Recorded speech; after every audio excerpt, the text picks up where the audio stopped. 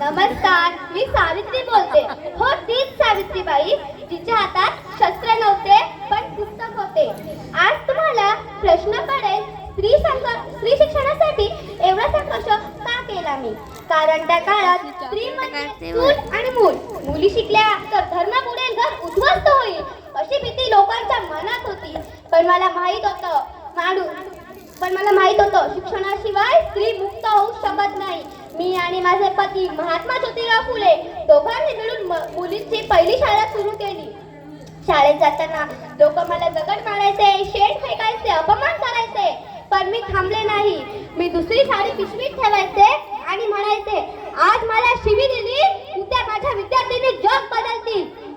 मी विधवांसाठी काम केलं, बालविवाहाला विरोध केला, अस्पृश्य मुलांसाठी शाळा उघडली. कारण मला माहित होतं माणूस जन्माने नाही शिक्षणाने मोठा होतो. आज शाळा आहे, संधी आज